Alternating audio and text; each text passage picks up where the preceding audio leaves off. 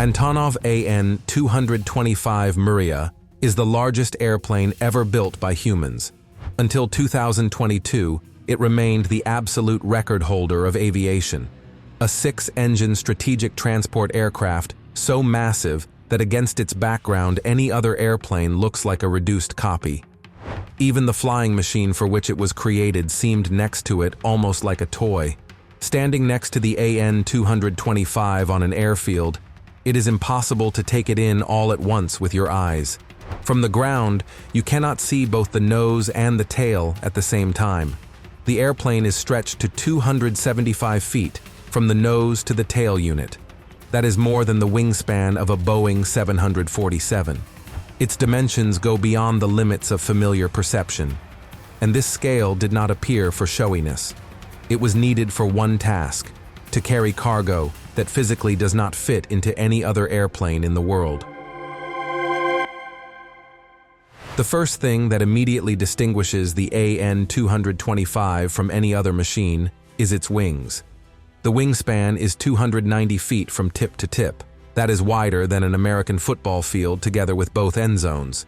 Such wings are necessary because the fully loaded airplane weighs about 1.4 million pounds. To understand the scale, that is approximately 160 ordinary cars combined into one construction and sent into flight. To lift such a mass is possible only with the presence of enormous lift. That is precisely why the wing area of the AN-225 approaches a quarter of an acre, about 9,740 square feet of aluminum alloy. This wing was created in order to reliably hold in the air what, by all laws of physics, should not fly. However, such dimensions also create serious difficulties.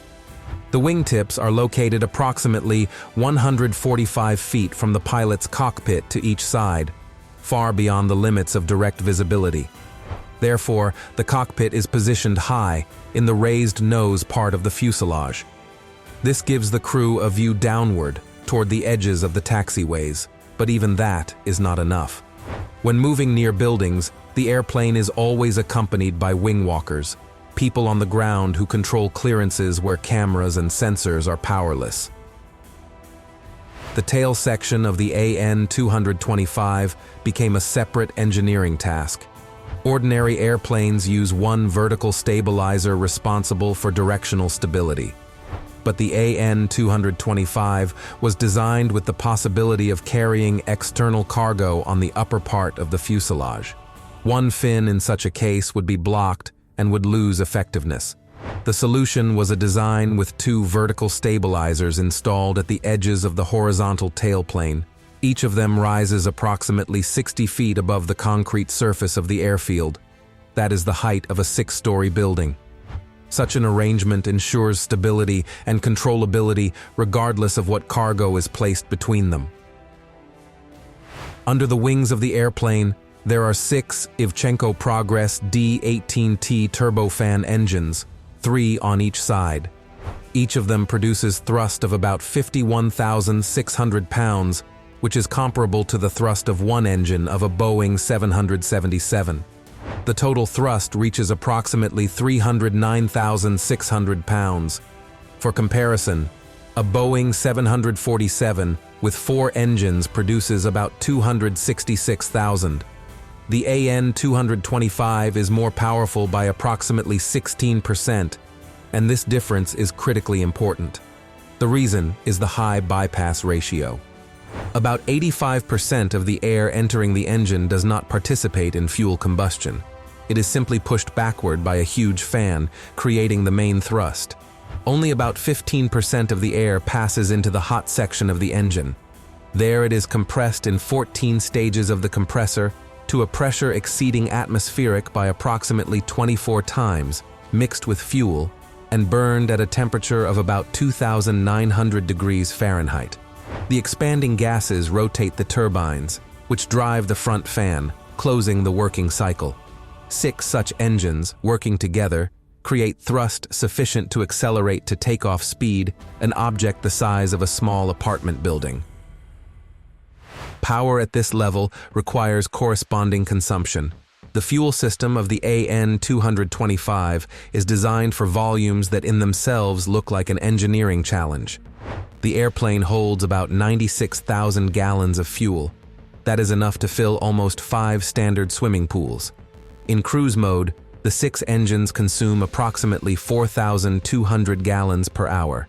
Simply put, in 1 hour of flight, the airplane burns fuel equivalent to refueling about 280 cars. This consumption provides serious capabilities. With a light load, the AN-225 is capable of staying in the air up to 18 hours and covering a distance of about 8,300 miles.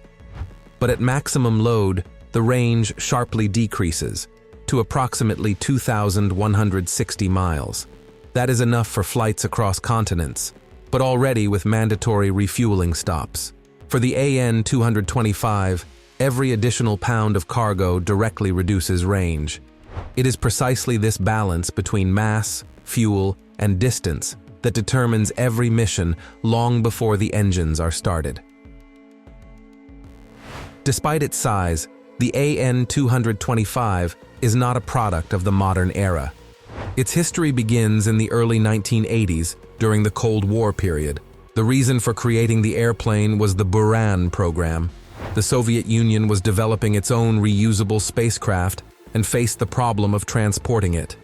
Finished orbital vehicles needed to be delivered from factories to the Baikonur Cosmodrome. By that time, the AN-124 already existed, the largest military transport airplane in the world. It could carry huge cargo inside the fuselage, but it was not capable of transporting Buran externally. The designers of the Antonov Design Bureau took a radical step. They took the AN-124 as a basis and increased it in practically all directions. The fuselage was lengthened by 23 feet, the wingspan was increased by 49 feet, and the number of engines was brought from 4 to 6.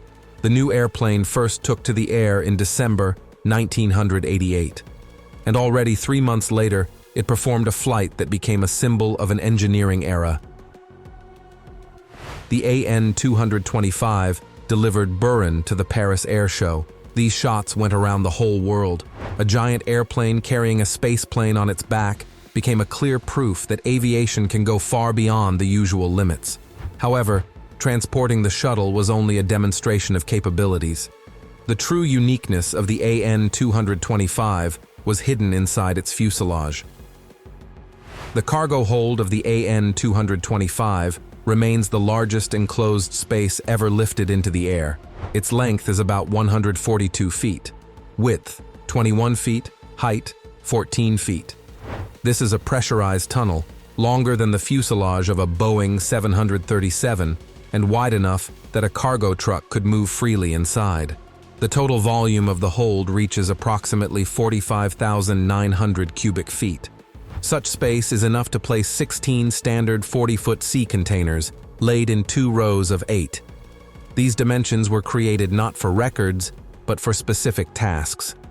Power plant generators with a mass up to 150 tons, industrial turbines that do not pass through railway tunnels, large humanitarian shipments, all of this could be transported only in this way.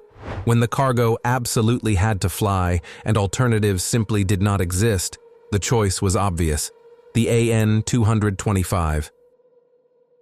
For loading such cargo, ordinary solutions did not fit. On the AN-225, the entire nose of the airplane opens. The nose section rises upward with the help of powerful hydraulic actuators. Ground crews connect external power, check pressure in the hydraulic systems, and start the procedure. In approximately 10 minutes, the cargo hold is completely open. From far away, the airplane looks as if it is yawning. Up close, it looks more like the entrance to a hangar, a wide opening capable of accepting cargo the size of a house. To move cargo with a mass of hundreds of tons into the airplane is a separate engineering task. For this, the floor of the cargo hold of the AN-225 is arranged in a way that no other airplane is arranged. Along the entire length of the hold, over a span of approximately 142 feet, there run 2 parallel rail guides recessed flush with the deck. Roller bearings are built into them, which practically eliminate friction. Between the rails, there is another unique solution. Thousands of steel balls recessed into the surface of the floor. Each of them freely rotates in all directions. It is enough to place on this floor a turbine or a generator with a mass up to 150 tons, and the cargo begins to glide. What in ordinary conditions would require a heavy crane, here can be shifted by the efforts of several people. The balls rotate under load, and equipment heavier than a locomotive moves at the speed of a person's step. Even with such a floor, the problem of the ramp angle remains. Rolling a 200-ton object up a steep incline is dangerous. The cargo tends to roll back, and the load on the winches quickly becomes critical. For this, the AN-225 has a unique system known as the kneeling system. Hydraulic actuators compress the nose landing gear strut and simultaneously extend the main supports. As a result, the entire airplane tilts forward, reducing the height of the floor above the ground and lowering the entry angle. What a minute ago looked like a dangerous climb turns into an almost level surface. Rolling the cargo becomes a controlled process and not a fight with gravity. The entire operation takes about 5 minutes and turns a potentially dangerous task into a doable one. But loading is only the beginning. The main thing begins after the cargo is inside. In aviation, mass distribution is of decisive importance, and for the AN-225, this rule works especially rigidly. Every object in the cargo hold must be secured so that it cannot shift by even a centimeter. The floor, walls, and ceiling of the hold are covered with tie-down points designed for loads in the tens of thousands of pounds. Chains, straps, and nets hold the cargo from any movement. This is critical because the shift of a heavy object in flight instantly changes the position of the airplane's center of gravity. If the center of gravity goes too far forward, the nose begins to drop. If too far back, the airplane raises its nose and can lose speed. Even one poorly secured cargo can in seconds take the airplane beyond the limits of permissible balance. Therefore, the loadmasters of the AN-225 spend hours on calculations, checking placement schemes and rechecking the numbers. The maximum internal payload of the airplane reaches approximately 551,000 pounds, more than twice as much as the American C-5 Galaxy, the largest military transport airplane of the United States. The AN-225 is capable of carrying cargo not only inside. The reinforced upper part of the fuselage, created for Buran, makes it possible to fasten oversized structures externally. Theoretically, the airplane can carry up to 440,000 pounds of external cargo in addition to internal loading. In practice, such limits were not used simultaneously, but the very possibility emphasizes the strength reserve of the design. The wing of the AN-225 is designed for such loads and is capable of withstanding them without going beyond safe regimes. The wing of the AN-225 is not simply an enlarged version of a transport airplane wing. Its shape is specially designed to work in the zone where aerodynamics begins to resist the very act of flight. As it approaches the speed of sound, even while remaining below it, the airflow over the upper surface of the wing can locally accelerate to supersonic values. In such conditions, shock waves arise and drag increases sharply, which literally slows the airplane down. To avoid this, the AN-225 uses a supercritical wing profile. It delays the appearance of shock waves and maintains stable airflow at cruise speeds of about 500 miles per hour. Without this shape, the airplane would lose efficiency and burn significantly more fuel, fighting drag that it itself creates. The leading edge of the wing is equipped with slats along the entire length. During takeoff and landing, they extend forward and downward, increasing the wing's camber and allowing it to create greater lift at low speeds. The trailing edge is equipped with Fowler flaps. Unlike simple flaps, they not only deflect downward, but also extend backward, increasing the overall wing area. In fact, the airplane's wing becomes larger precisely when it is critically necessary. In the fully deployed configuration, the AN-225 is capable of maintaining lift at speeds at which an airplane with a clean wing would have long since entered a stall. The control surfaces of the AN-225 match its scale. Each aileron, the surface responsible for roll, has a length of more than 26 feet. That is more than the length of many light airplanes. Moving such surfaces against the pressure of the airflow at speeds of hundreds of miles per hour is impossible manually. Therefore, control is fully assigned to hydraulic systems. Operating pressure reaches approximately 3,000 pounds per square inch. That is dozens of times higher than the pressure in car tires. At such a level of pressure, a line failure would be critical. That is why the hydraulic system of the AN-225 has triple redundancy. Even with the failure of two independent circuits, the airplane retains controllability and is able to safely complete the flight. The landing gear of the AN-225 was created with the limitations of runways in mind.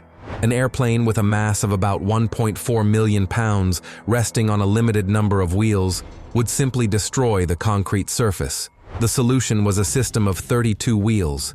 28 wheels of the main gear are arranged as 7 in 2 rows on each side of the fuselage.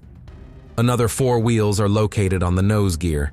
Such a scheme distributes weight over a large area, reducing the specific pressure on the runway. As a result, the pressure on the concrete is lower than that of some airplanes significantly smaller in mass. But distributing weight is only part of the task. Runways are never perfectly even. With such a mass, even small irregularities are capable of transmitting serious shock loads into the structure. Each main strut is equipped with an oleo-pneumatic shock absorber in which compressed nitrogen and hydraulic fluid together absorb energy. The strut can compress up to 16 inches, softening impacts both during landing and during taxiing. At maximum mass, the takeoff of the AN-225 never looks rapid. Even 6 engines operating at full power accelerate the airplane not with a jerk, but with a heavy building push. On takeoff with full load, the airplane needs about 10,000 feet of runway. Rotation speed is approximately 161 miles per hour. At this moment, the pilots feel how the wing begins to unload the landing gear.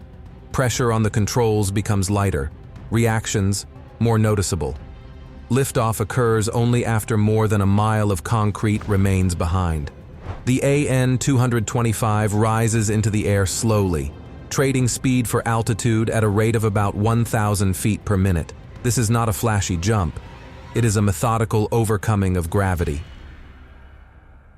When carrying cargo on its back, as in the case with Buran, flight characteristics change. The center of gravity shifts higher than usual, and the external load creates additional drag. Cruise altitude in such conditions is about 20,000 feet, lower than that of most airliners. Cruise speed decreases to approximately 400 miles per hour. Nevertheless, even with such cargo, the AN-225 is capable of covering thousands of miles with intermediate refueling, which was proven during flights with the orbital vehicle. Landing of the AN-225 looks almost unreal. An airplane the size of a small building comes onto the glide path at a speed of about 160 miles per hour. The flaps and slats are fully deployed. The wing works in the mode of maximum lift. On short final, the descent rate is on the order of 200 feet per minute. All 6 engines are in a mode of instant readiness. At any moment, adding thrust may be required. Touchdown occurs at approximately 155 miles per hour. The first to take the runway are the 28 wheels of the main gear. The oleo-pneumatic shock absorbers compress smoothly, transferring hundreds of tons of mass from the wings to the concrete. The nose gear lowers almost immediately, ensuring controllability on the rollout. Braking engages 3 systems at once: thrust reverse on all 6 engines, aerodynamic drag from the deployed flaps, and wheel brakes with an anti-skid system. A complete stop takes about 6,000 feet. After the collapse of the Soviet Union, the AN-225 did not disappear. It received a new role: commercial super heavy transport. The airplane was operated for carrying unique cargo that no other aircraft could handle. Over years of service, it set records that remain unbeaten. The heaviest single cargo lifted into the air, about 247 tons. The largest total payload, more than 253 tons. The longest transported object, about 138 feet. The AN-225 became the last argument of aviation in the world of oversized transport. On the 24th of February 2022, the AN-225 was at Hostomel Airport near Kyiv. The airplane was undergoing maintenance and was not ready for evacuation. In the first hours of fighting, the airfield became a target of attack. In conditions of fierce clashes, the airplane turned out to be defenseless.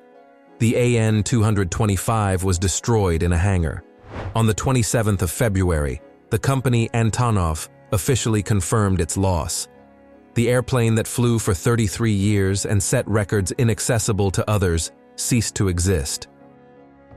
There is a second unfinished AN-225 airframe, ready by about 70%. Completing it is estimated at more than $800 million. At the same time, the industrial and engineering base that created the original no longer exists in its Prejny form. Part of the technologies is lost. Part of the specialists have left. Part of the competencies have been destroyed by war. Mriya, translated from Ukrainian as dream, for 33 years, proved that engineering is capable of going beyond the limits of the possible.